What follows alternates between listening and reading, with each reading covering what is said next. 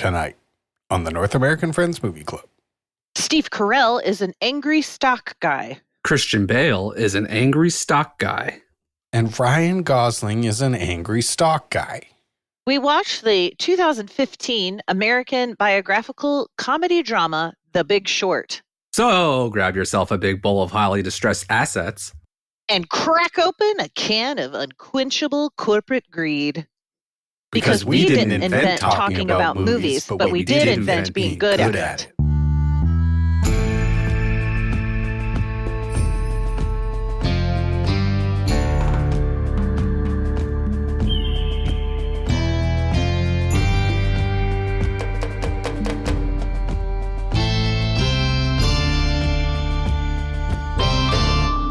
This is what it sounds like when we do a podcast. We're currently doing one. This is the North American Friends Movie Club.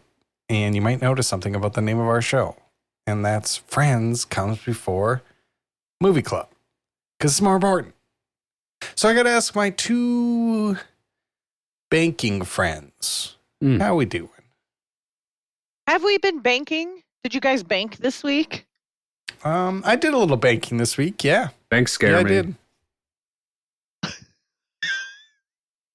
What did you do, Nate? What did you bank? Did you deposit? I deposited my paycheck using my mobile phone. Nice. Oh, I transferred money from an account to a home heating business. So they're using my phone. Because you got your oils. I got my oil, yeah. I use Venmo. Do you guys use Venmo? We don't have it in Canada. Oh, you don't? I don't think.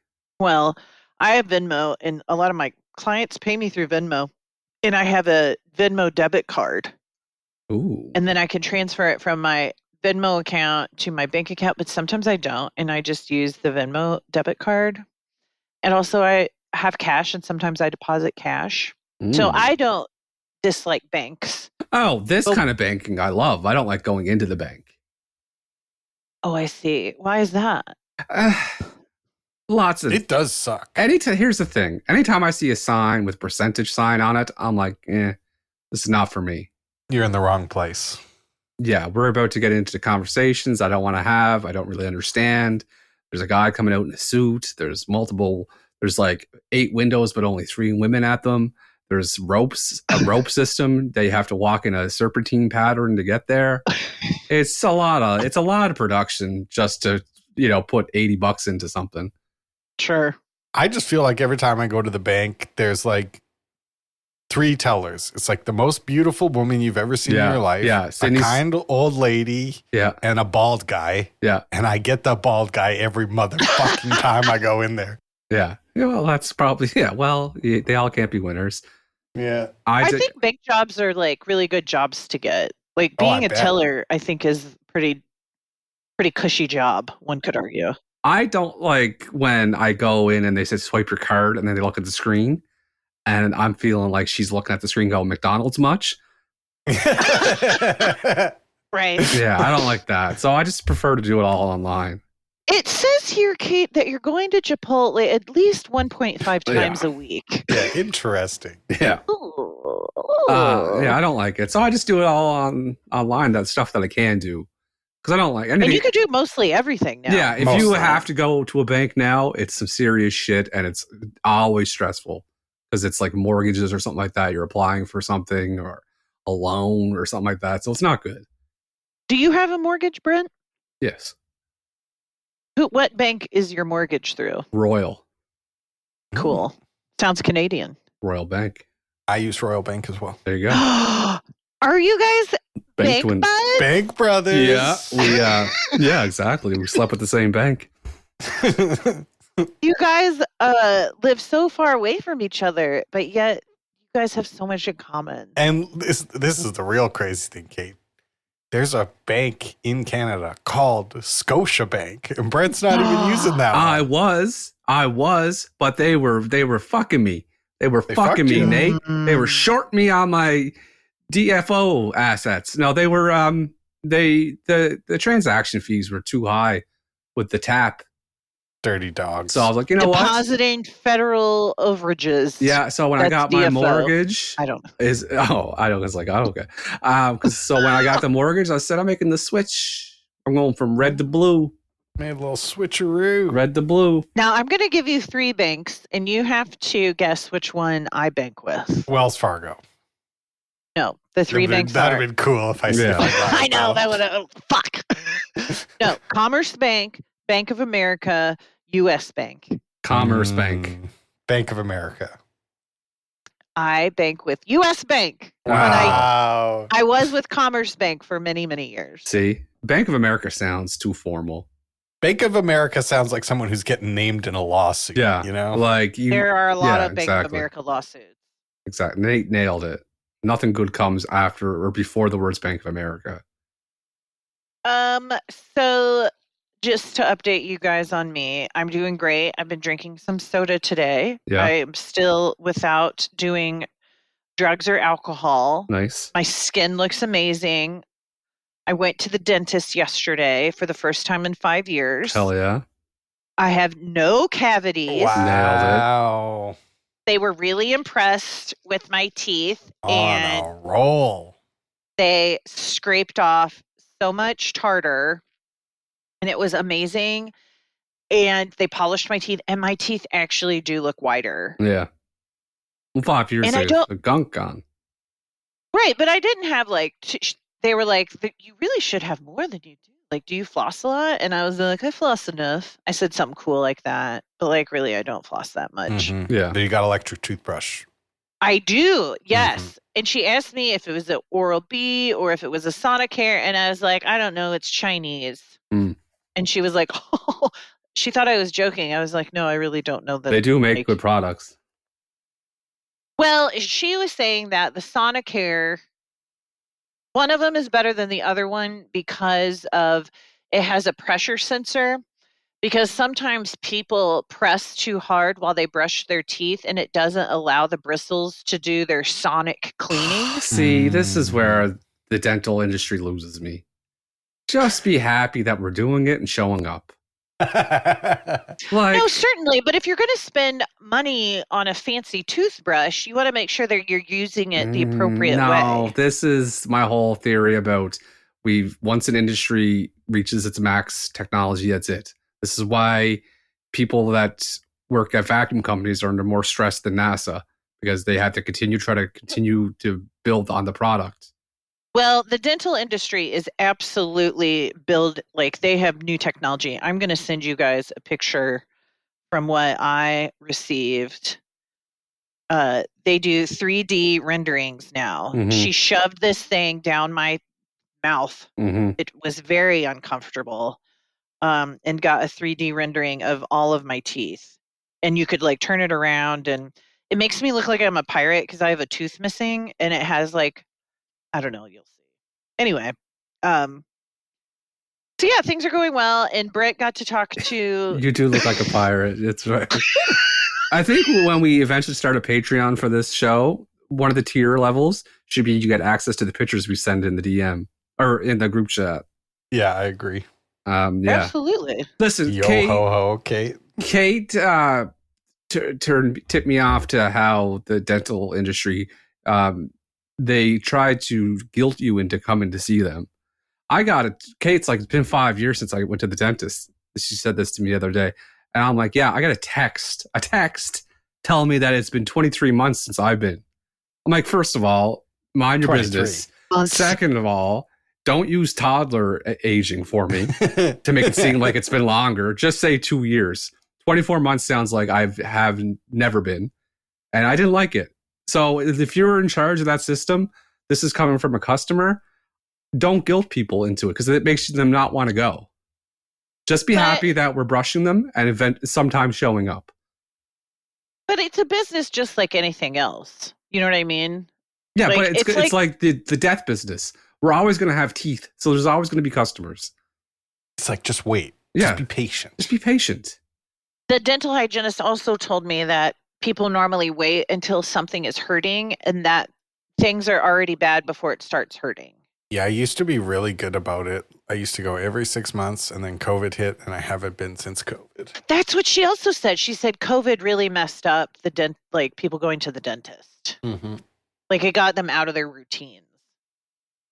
I've been putting it off because then it's like, now it's like I was used to going every 6 months, but now I'm like, oh, the money, man, it's so fucking expensive. I got no insurance. How much is it man. for you guys? It's like between $300 and $400 to go to the Yeah, dentist. they start talking. It's not. Yeah, they start talking about units, and I'm like, what are you talking about units? Just listen. Yep, man, scaling units. I'm like, I know they're going to be all sorts of units. I don't like scaling units. That's what they charge. That's how they charge you. It's a unit at a time, scaling those teeth. What does scaling mean? When they scrape your teeth. Oh. I don't like Well, they would have used 14 of those for me. They would have done 14 units on you. Yeah, I'm going to be about a 14 uniter. I can breathe through my teeth now. I haven't been able to do that in decades. Yeah, that's a good feeling.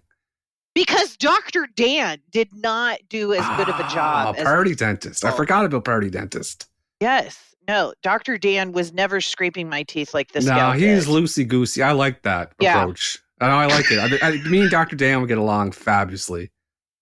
Yeah, you wouldn't let him work on your teeth, but you'd party with him. Every appointment, just me and him shooting off bits to each other. You go to a Margaritaville and everyone in there goes, Dr. Dan. He has a keyboard tie on. Well, and I didn't speak negatively about him at this dentist because I said that I went to, it's called Crossroads Dentistry. I said, I went to Crossroads Dentistry before. And they were like, oh, that's a good place. And I was like, Bone Thugs and Harmony ass dentist. That should be their like answering, like when you call and it goes to voicemail. It's just bum bum bum bum bum bum bum bum. What Welcome you gonna Crossroads Dentistry. I'll see you at the crossroads when your tooth is hurting. Speaking of seeing things, Brent had his first ever therapy appointment today. It was time to delve into the pool of my brain, the abyss, and float around and get some things out and put it out there. And her first words to me were basically, this appointment's going to be like you giving all the pieces to the puzzle, and we're going to start moving them around. And I was like, great. Love it. And I was like, that's going to be awesome. But pre-therapy was the worst part because I didn't know what to expect. And I realized that I have a weird brain and I'm probably undiagnosed with ADHD or something, because I started thinking yesterday, what if she asked me, like, what's a typical day for you? What runs through your head? And I have to answer that. Do I answer honestly? Because I'm like, I'm going to have to, because yesterday for a 2-hour period in the morning when I was cleaning up, I kept on thinking about a royal baby, like a prince that peed in his diaper. And all the servants that worked in the castle were like, oh, no, not the royal diaper. And I would say that every 20 to 30 seconds. In your mind? No, out loud. Okay. But I was thinking about the baby peeing, the royal baby peeing. And I would say, oh, no, not the royal diaper. And do I tell the therapist that? It doesn't seem important. But I mean, I feel what if like that's you got other stuff. If you get to royal diaper, you're done therapy. Right, exactly. What if that's the piece, though? What if that's the missing puzzle piece of the whole thing? I mean, did you tell her that you're like, you enjoy comedy and you write jokes and you're on a podcast? I told her about the podcast. Yes, she's going to listen. No, she's not. Well, she asked for the name of it. You can't resist once you become a North American friend. She said, why? Here's this little toot my own horn before I continue my story. At the end of our session, which was only supposed to be 50 minutes, but it was an hour and 20, not to brag. I am so messed up. No, well, obviously she was enthralled with the conversation. She wasn't really watching the time. She wasn't clock looking, as I said. She said at the end, she's like, I'd have to say you are a professional at this. And I said, well, I don't know how to take that as a compliment. She's like, how so? I'm like, because you're a therapist and this is therapy. I don't know if being a professional at a therapy is good. And she laughed and she's like, oh, you're so funny. She's like, and so well spoken on the microphone. I was like, well, that's because I have a podcast with my friends Kate and Nate called the North American Friends Movie Club. So she knows about us. Yeah, see, because that's what I do when I encounter new people in my life. I tell them about you guys. You guys fucking, like, all of a sudden you become like your bank robbers. You hush up like it was some kind of heist involved. No one knows who the fuck I am in St. Louis. I don't live in St. Louis. Exactly, but you go there sometimes. And those people should know about me. Did you tell your therapist that one of your friends is a therapist? Yes. And I said, she's like, have you had therapy before? And I said, no, but I did have a conversation with Kate, who was a therapist, and we talked about how I feel like I have to earn my relaxation time. And she's like, okay, let's talk about more of that. I did. There you go. This woman loved me. She's doing a good job then. And we're going to meet again, because that's what the therapist does. We meet again. That's what you do. And yeah, she understands me and she gets me. I cried once. Brent, that's wonderful. Yeah.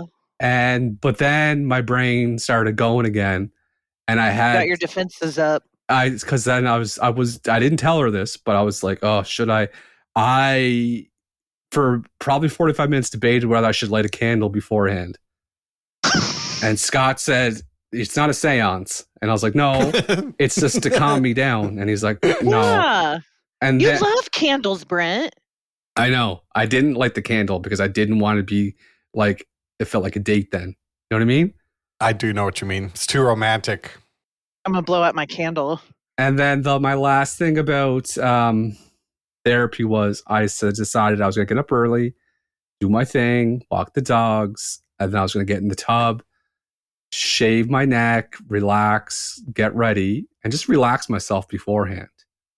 Unfortunately, me and Scott discovered a picture of an English gentleman who had a filter to make him look like a mouse. Okay. And I spent the 45 minutes I should have been relaxing. I spent 45 minutes setting the picture with different captions, pretending he was an English mouse. Yeah. Like, you started doing a bit. You did 45 minutes of a bit. Yeah, I'll send the picture right now so you guys see. And like I said, when we start the Patreon, you'll get access to this.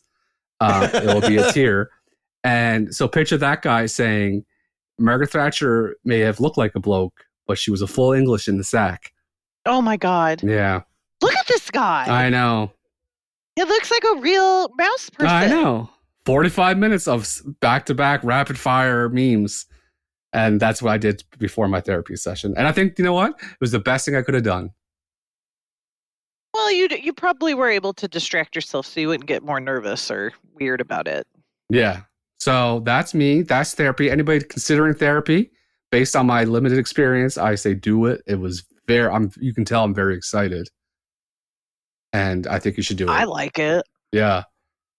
Nate, have you ever been to therapy? I think I went once when I was a kid when they were trying to figure out why I was so insane. And then I never had to go back. How are you insane? What do you mean? Were you just like misbehaving? Or like Nate, she's getting the puzzle pieces together. I'm curious. I think I was just like very willful. I was a willful child. I've just always been a willful person. I only want to do what I want to do. And especially when I was a 5-year-old kid, I was like really only wanted to do what I wanted to do. So I bet that was what it was about. Well, like I would just go swimming. I remember like I wasn't allowed in the pool, but I would just go and take the cover off the pool and go swimming. And all the adults would be like, the fuck is wrong with you? Like, I wanted to go swimming, man. Was it warm out? This was like in the summer in Winnipeg. Oh, like, but you're a child. You're not supposed to go into the pool by yourself when you're 5 years old. Fair. Yeah. You lived in Winnipeg? Yeah, for a few years when I was younger. I was born in Edmonton, and then we lived in Winnipeg, and then my grandparents in Winnipeg had a pool. I act like I know where that is. Oh, Winnipeg. Yeah, I was wondering why you were like, Winnipeg? Why? You don't know anything about that. Is it a bigger city than Edmonton? No, smaller. It's where my mom grew up. Oh, it's in Manitoba. Yeah, it's probably like directly north of you. It looks that way. How very cool. And then you drove across Saskatchewan to go to Edmonton. Yep, stopped in Saskatoon. Saskatoon. Now, how often do you get down to Calgary? I have not been to Calgary in a few years. I don't, there's not much cause to go down there. What about Banff? I've been to Banff probably 3 years ago. Did you ski? No. Just going through there to go to stay at another place in the mountains. I don't really ski or do any of that. That's for rich people. Is it? Yeah. Skiing is for rich people. Skiing is for rich people. Let's go skiing. Speaking of rich people, there were a lot of rich people in Kate's movie pick this week. Oh, good transition. Thank you. I had to stop it before Kate just kept on naming every Western city. Where you Moose Jaw lately? Is that an actual place? I Yes. just thought Hell it yeah. was a clothing store. Hell yeah. Yeah, Moose Jaw's real. See, I got her going again. So, Kate, it's your movie. You're the one that gives us the synopsis. Lay it on us, sister. It's a financial disaster. Yeah. We watched The Big Short, directed by Adam McKay. And I think that we should have a young, handsome Canadian tell us the plot of The Big Short. Listen, only one of us is wearing a cardigan right now. I am wearing a cardigan. It is very... I know what? I'm becoming a cardigan guy. I love them. They're so comfortable. You know what? I think Nate just doesn't want to do it, and Yeah, he is that's wearing true. 3 cardigans. He is buttering me up, and I'll take it every time. You give me compliments. I was going to say, Brent kind of looks like Brad Pitt in this movie with that cardigan, right? Oh, he does! I'm going to do it. To relax, calm down. You don't have to fucking lie and do all this performative really do. bullshit. The Big Short, starring just who do you say it stars? This is a loaded lineup. This is the All-Star game of lineups. This has got all the heavy hitters: Steve Carell, Brad Pitt, Ryan Gosling. All the boys are in it. Margot Robbie and Selena Gomez are the only women in this movie, and a stripper. This is going to be difficult because basically The Big Short is a kind of semi-real dramatization of the housing market bubble that happened in 2008. 2008. It tells a story of a person named Mark Baum, played by Steve Carell, and an investment banker played by Christian Bale, who kind of an eccentric character, studies the numbers and sees that these bonds that were giving out for mortgages that have known to be stable are not stable, and they're quite unstable. And when these premiums kick in at a certain date, they're going to all become bullshit and non-usable, and then the housing market is going to crash. But the housing market is the most stable thing in the world, and the world's economy is built on the housing market, and everyone thought it was crazy. People get wind of this and they try to short these bonds, and it's very stressful. There's lots of big words, there's lots of percentage signs, there's lots of things that we don't understand, but they do a good job of explaining things. Will this happen? Won't it happen? People lose patience with Christian Bale's character, and they get mad at him, and his company goes into the ground. Turns out my man's right, and the housing market crashes, and people lose millions of property money and savings and retirement, and that is a real life financial collapse that happened in the 2000s. And basically it sums up how it happened, why it happened, who did it, and how no one really paid for it. And that is the movie The Big Short. Well done. Oof. Well done. Thank you. Our most complicated to explain movie For sure. yet, I would say. And that includes the never-ending story. Well, I think we should talk about our favorite parts. What do you guys think? I think so too, Kate. I love it.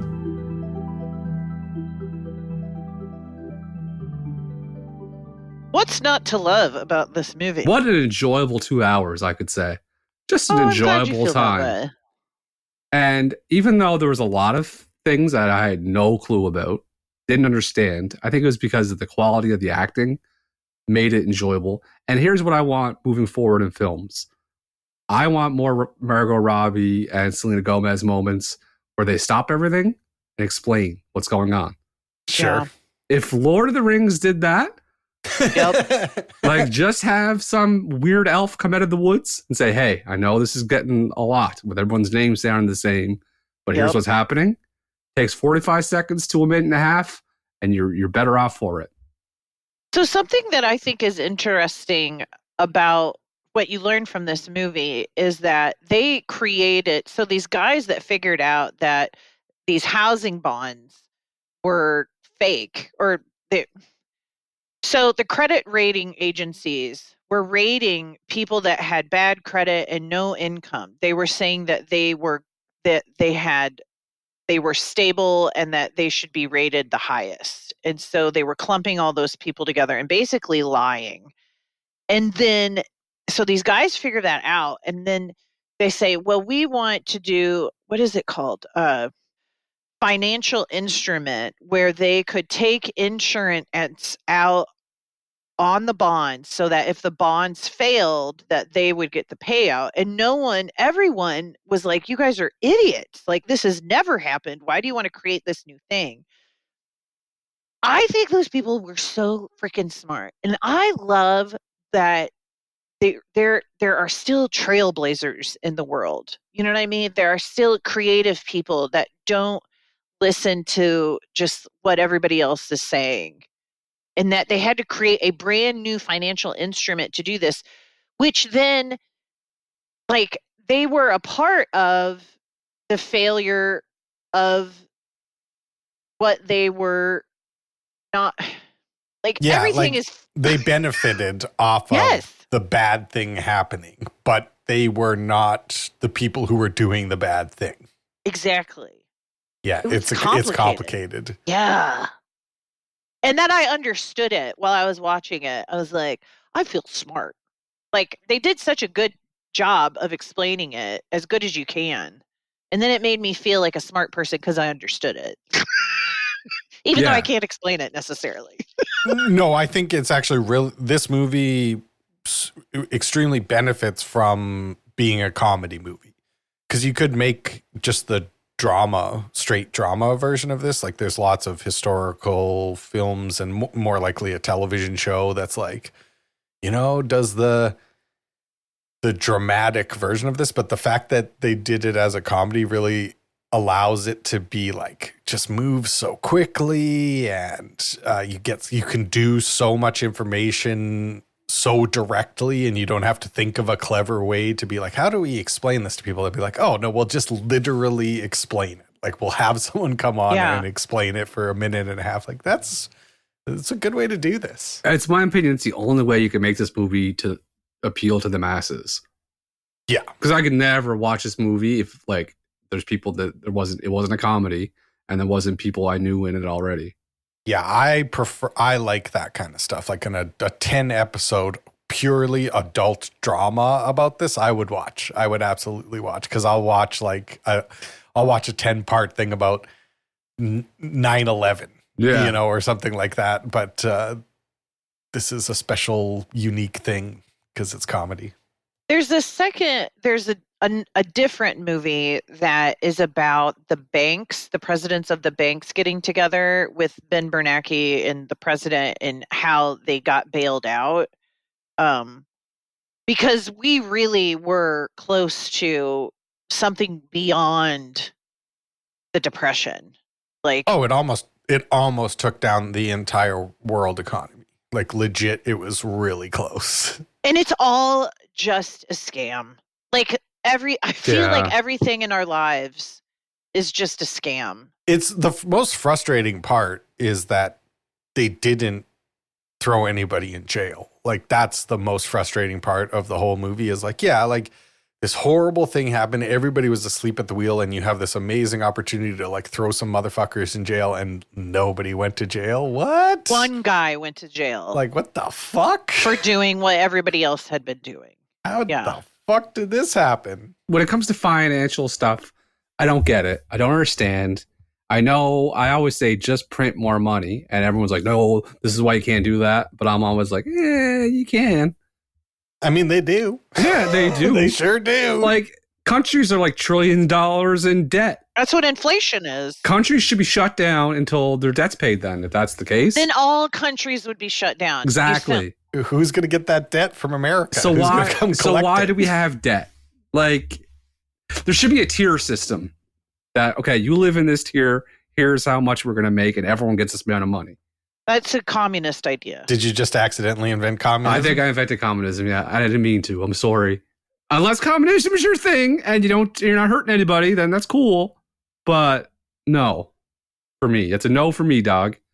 Yeah, we're a mixed economy podcast. Sorry, guys. We don't like capitalism. We don't like communism. We don't like any of it. We like a mixed economy around here. Sorry. I got a theory I discovered from this. If you watch this movie again, anytime someone shakes your hand and uses their free hand to grab your tricep, you're about to get ripped off. Yeah.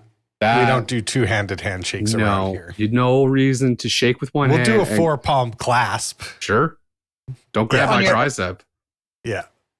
Ugh, that's kind of a weird kind of like power, like it's controlling.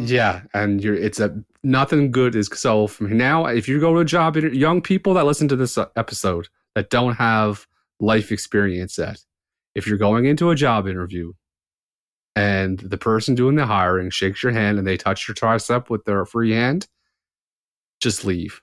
Yeah, new job. Don't work there because it's not good. It's a cult. It's a cult, and you'll probably end up doing something illegal eventually. Yeah, they're probably doing like some mortgage-backed securities crimes. If you are at your sister or brother or mother or father's funeral, and someone comes up to you to pay their respects at the service, and they shake your hand, touch your tricep, don't believe anything they said about your loved one. And if there was a murder, they're suspect number one. 100%. This is life advice that you have to take seriously. You have to. As a registered therapist goer, I know what I'm talking about. Can I talk about the movie real quick? Yeah. I guess, yeah. This happened in the movie. No, I agree. I'm on board. So I really liked Ryan Gosling's character, but what I liked the most is Ryan Gosling's assistant, who really liked Ryan Gosling, but he was so mean to his assistant. I don't know. I think anytime assistants are enamored with their leader and they're treated poorly, I find that very entertaining. Like 30 Rock? Yes. Is there anybody in the world that you could be assistant for that you would do that with now? No, I can't handle that. I don't allow myself to be spoken to like that. So that's, I think, why I think it's funny. I don't know. I can't think of one off the top of my head. There's probably some guy out there that I would work for. I have too much respect for myself, and I don't care about money or power enough to demean myself in that way. What if I think it was more loving, though. Mm-hmm. Maybe it was. Yeah, there was a devotion there. Yeah, because he loves you so much, he knows that he can talk to you that way, and you're not going to get upset. What? Yeah, I don't know. That's not love. Manipulator talk. That sounds like it. Listen, better bring that up to the therapist. Yeah. Also, next week's appointment's going to be great. How was your week? Well, I invented communism and I found out I'm a manipulator. I also really love Jeremy Strong in anything he's in, and he reminds me of Brent so much for some reason. Either the way he looks or he's just kind of an antagonistic kind of energy, and Brent kind of has that energy, you know? Jeremy Strong has one of the most intense energies of any human being on earth to me. I think it's the way they look. I feel like if I met you, Brent, I've seen you so much over video, but I think in person, you and Jeremy Strong look alike. So these are good things you're saying about me. Yeah. Of course. Okay. No, I'm with it then. Yeah, I don't. Good or neutral. I don't like Jeremy Strong for some reason. I don't know what it is. It's probably because you guys are similar. See yourself in them. We never like people that we unconsciously relate to on some level. If you are annoyed at someone, it's because they have a quality in them that you do not like in your own self. Oh, this is too much for one day. I think that, yeah, I have a presence that would intimidate you in real life. Yes, I do agree with that. Like if we were at Burger King eating, you would wait for me to order first. Wow. And I think if you were an actor, Mm-hmm. you would be a method actor. Yeah. Mm-hmm. Yeah, I could see that. Because you already go around creating your own fantasy worlds already. Explain. Delve deeper into that. I don't know. You just Unpack talked that. about. Wow, he's a pro now. I got this cardigan on. I match already. He's gone to therapy one time. I got this cardigan on. Just unpack it for me. No, like what you were saying today about you were feeling a strong emotion and then you went into this like fantasy joke world or this like kind of compulsive. Yeah, I believe it was the royal diaper. I believe the royal diaper. Something to do with the royal diaper. Oh no, not the royal diaper. Jeremy Strong moment. Yeah. That's that. Like Jeremy Strong is absolutely, when he's preparing for a role, is walking around his house talking like some frickin' character. The royal diaper. Royal diaper. Also, Jeremy Strong is really into bucket hats, and I bet you went through a bucket hat phase. Listen, to me, there's nothing more comfortable than a bucket hat. That or one of those hats that the football coaches wear in the summer. What are they called? The big ones with the brim. Yeah. Yeah, brimmed hat. Those are that's peak living. If I have one of those, if I have a bucket hat on, I'm in my most comfortable state. Oh, I like that. I can't wait for the summer to when it's a little bit chilly in the evening, put a bucket hat on and a cardigan with some shorts and some sneakers. Look at you. I'm living. Start sliding around the world like Jamiroquai. Oh, yeah. I'm installing like 6 treadmills. Melissa's like, what's going on here? I'm just going up and down them, looking at her weird. Yeah. That's living for me. Bucket hat. Yeah. I really like that. And you know what, Kate? I think your theory is right because I saw his little outfit he pulled off at the award show with the bucket hat. With the bucket hat. Yeah. Didn't like it. But I love bucket hats. So maybe that's right. Me and Jeremy Strong. He has a green velvet suit with a white turtleneck. I mean, there are some things. And he looks so sad all night. It's like the combination of such a silly outfit and looking sad. Sadness. When you look like an old school thing of toothpaste. I liked the look. I just think it reads a little weird on him. Turtlenecks are bad business. I don't know. I like that he's not afraid to take chances in fashion. He puts it out there. There's taking chances and there's just doing that though. He's just an eccentric guy. Do you know what I mean? He's an artist. Yeah, you can tell he's a very eccentric fellow. Oh, I'd probably wear some fucked up fits too, pull a fit off. Oh yeah. You? Yeah. Oh yeah. Brent, if you had, your clothes would all be tailored. You would look like a little fancy boy all the time. I would look so good. Yeah. I would look so good if Kermit. I was. I would look like Gonzo wearing that shit all the time. I would have so many vests. How many vests I would own? I would look good. They all be tailored perfect to my weird little limbs. Oh, it'd be so good. Your little tiny waist. Yeah, my little slutty snatch waist. I decided, and this is my exact note that I wrote, and I can't explain it, but after watching this movie, I think I need seed money for meetings and flights. Oh, okay. What? Yep. I don't know what I'm going to do, but I need to. You need meetings? I need meetings. Some flights. I need to go on multiple flights around North America, set up some meetings, rub some elbows, grease some palms, and that's when I come up with a business idea. Yeah. Just network. Just network. Get your name out there. Like I could go meet a guy in Arizona, have a 2-hour meeting about nothing, but something will come out of it. Eventually. Yeah. So if anybody wants to fund that, seed just money. let us know. Brent wants money for flights. No, it's got to be seed money. Seed money. Because it's sorry. You just like the term. Yeah, because something will grow out of it. Because it'll grow from the seed. I like how they make money from other money. Oh, like, money makes money. Yes. You got to spend money to make money. I know that. Yeah. But if I just ask somebody for money... We are all over the place today. But if I just asked you for money, you'd be like, no. But if I ask for seed money, That implies that this is going to grow into something. Well, it's like asking for an investment. Do you want to invest? Yeah, it's a businessman's way. Do you want to invest in Brent's comfort? Yeah, it's a businessman's GoFundMe. We agree on that? Yeah. Yes. Okay. Do you guys have any other notes about this movie? I do have one last thing to mention. Is there was a woman in this movie, and she worked for the rating agency. So earlier we said there were only 2 women. Mm-hmm. There was that third woman who worked for the good point. rating agency. And the stripper. We already mentioned her.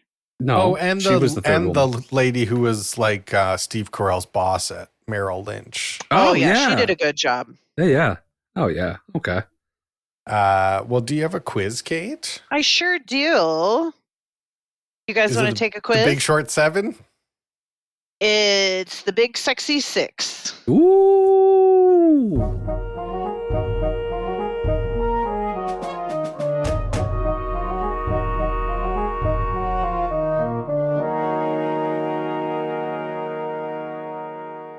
Okay.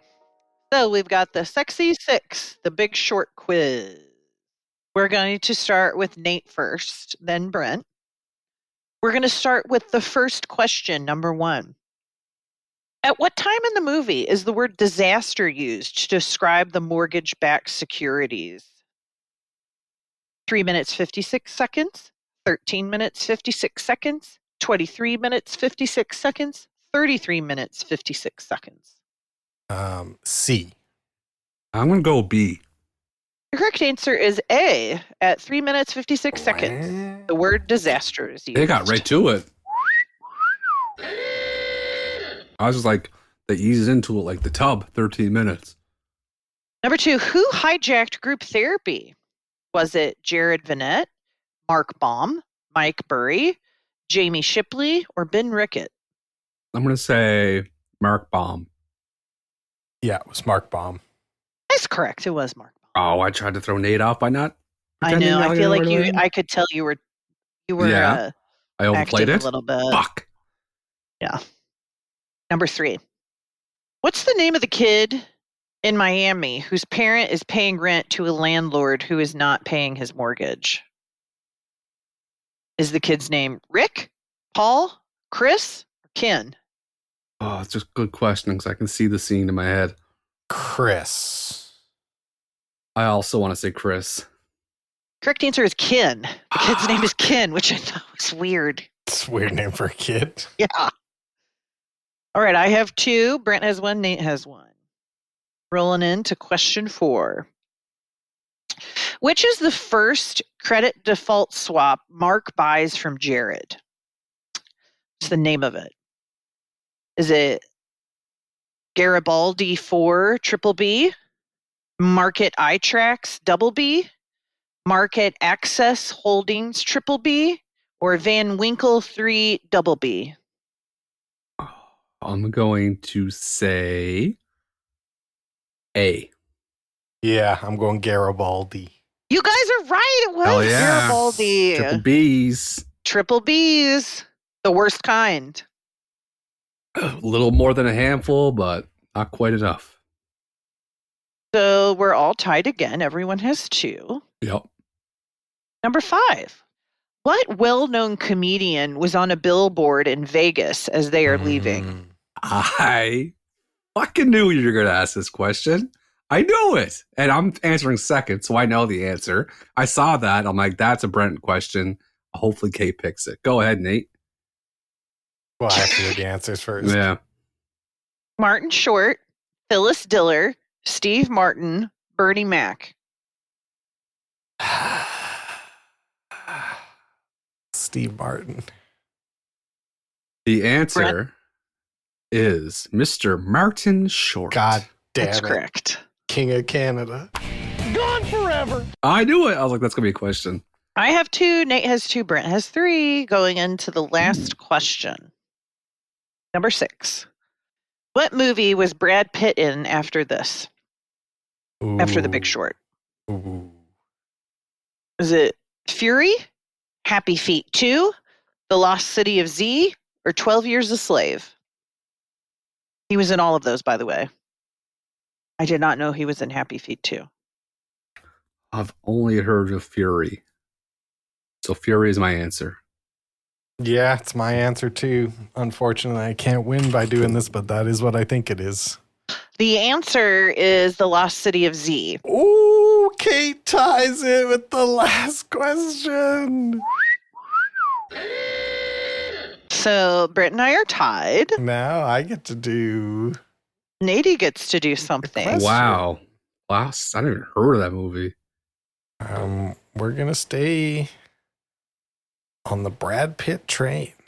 We're going to do another Brad Pitt movie. Chicka, chicka, chicka, chicka, chicka.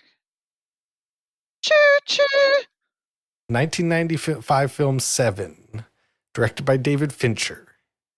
How much money did Seven make at the box office? We'll start with Brent and then we'll go to Kate. Are we doing Price is Right or just you can go closest to? over closest to Okay. no matter what. Can I get the budget? Budget was 33 or 34 million. The movie Seven, in my opinion, at the box office, made, so bad at this, $94 million. I was gonna, in my mind, before you even said the budget, I have 90 in my head, so I'm gonna say 90 million. Oh, this movie was a huge hit with $327 million at the That's box right. office, which means Brent Damn! is this week's champion. Gone forever. I see. This is why I don't do well at the bank. I'd have no idea about numbers and what things Well, are and worth. I thought this. What year did it come out?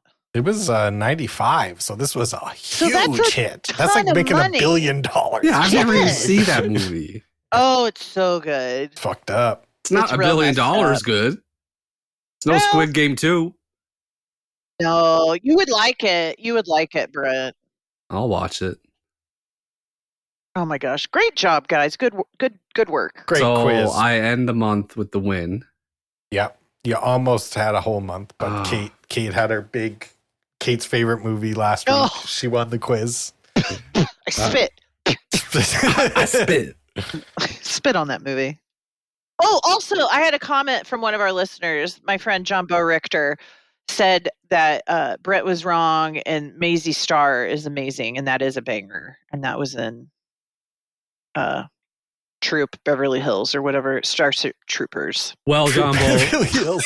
Troop Beverly Hills. Well, John Bo Richter, if you like Mazzy Star so much, why don't you marry it? Got him. Oh, Yeah. zing! 10 out of 10. Speaking of ratings, would you guys like to give this movie... Oh, wait, no. Gold medals. Speaking of medals, would you guys like to give this movie some medals? I would I'd love love to give out the gold. I want to give out the gold medal. I will not short the bonds of the silver medals. And I'll bronze medal. You fucking nailed it, sir.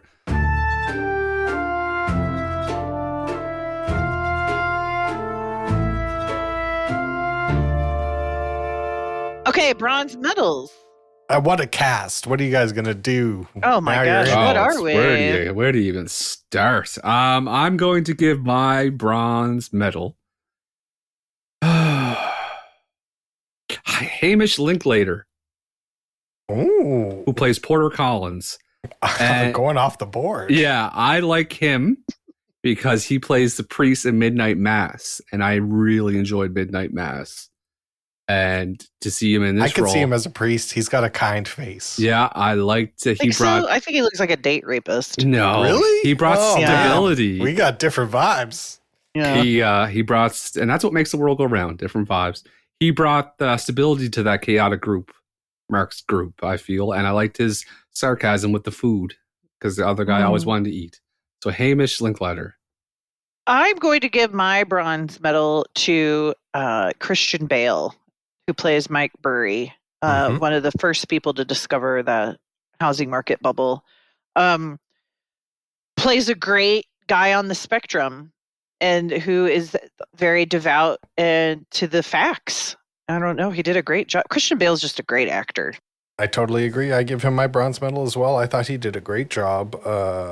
He plays angry, like quietly angry, really well in this movie, where you can just tell he's like so frustrated at everybody not listening to him, and he's just like trying so hard not to explode.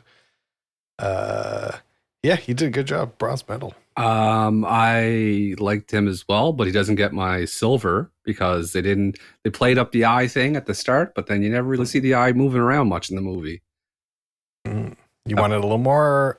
I wanted a little more walleye. Well, the eye was all willy-nilly the first scene, but then you never see the eye shift anymore. So it's the attention to detail. And that's why Ryan Gosling gets my silver medal. The man, just any role he's in, basically does the same thing, but it works. Yeah. He did his scream. He did his Ryan Gosling scream in this movie. Love it. Oh, I love it. Yeah, love it. Silver medal. Yeah, Ryan gets my silver as well. He is just a champion among us, and is just so beautiful and such a good actor and so charming. And even when he's being sleazy and mean, and really was the glue throughout the whole film. And I was glad that he was our leader on this trail. So he gets my silver. I'm going to spoil the turkey because I'm giving my silver to Steve Carell. I thought Steve did a great job in this movie. He's very angry and very annoying. But he also does the like serious parts of the movie really well. And I think he cries when he's thinking about his brother. Ooh, couple of tears for you. Yep. Silver for Steve. Silver for Steve. I got an announcement to make. I have a new favorite actor in my life, in my world. Okay. And that man gets my gold medal, and that man's Steve Carell. Wow. He is hilarious. The way he talks, his timing. I love him in everything he's ever done. And he also he's my middle-aged man representation. Gold medal. And that's why he also gets my gold medal. That's right. I think Steve Carell is such a great actor because he can play funny, he can play straight, and you believe him in this role. Like, I don't know. And it was like, he was an interesting character no matter what scene he was in. And he had the most depth to his character because we kind of understood his motivations more than other people's. So there you go. Yep. I spoiled it again because I'm giving we swapped. I gave my silver to Steven, but I'm giving my gold to Ryan Gosling because I just think you said it, that he ties the movie together. I think he really, his performance is really funny. Gold medal for Gosling, silver for Steve, and gold for the Gauze. That's what I say. And I rate my own phrase 10 out of 10. Would you guys like to give this movie a rating? I sure as hell would. Yes. Yes, I do. Yes. Yes.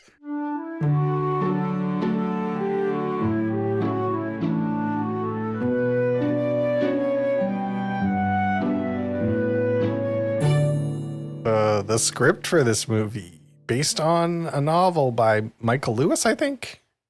I think you're right. Let's double check that. Well, regardless who wrote it, I'm giving it a 10 because it was it Adam McKay who wrote the screenplay? The screenplay is Adam McKay and a guy named Charles Randolph, and the book is Michael Lewis. Okay. Yeah, I think to make this entertaining, to make it something that I've wanted to watch multiple times is a triumph. So it gets a 10. This gets a 10 up and down the board. The most boring subject possible. Made it entertaining. Adam McKay by Nate Sinai's TV show. Yep. I give it a 10 too. Yeah, it's great. I'm sure it's not like super accurate. I'm sure there's a lot of like storytelling going on and like convenient stuff and characters, two people mixed into one and stuff, but it does give you a pretty good idea of what happened, at least what I think happened. And like Kate, you made a really good point. Like, I've watched this movie probably 3 or 4 times and I've enjoyed it every single time I've watched it. Like, that's not easy to do at all.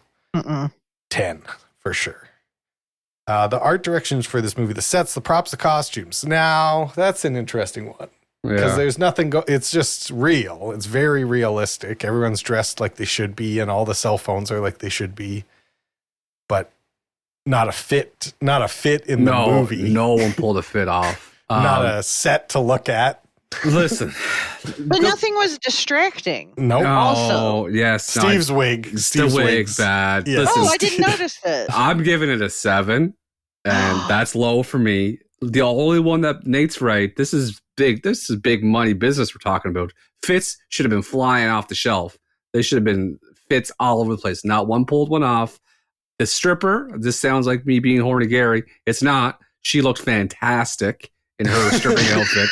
And I'm not saying that as a weird, like a creepy guy, like, oh, I saw a boob and no, like that was a nice. You might not mean it that way, but No, yeah, it was a very that was a good looking stripper outfit, and that gets a 10 for me. But unfortunately, the wig, the bad eye work from Christian Bale, the cell phones. It's not a fault of the movie. That's just the way the early 2000s were. It wasn't a good time. Mm-hmm. 7. Brad Pitt in a wrinkled shirt. Yeah. Cargo pants, but the pockets were low. No. I loved it all. I'm giving it a 10 because what you can't it's a 10. I loved it. Nothing distracted me.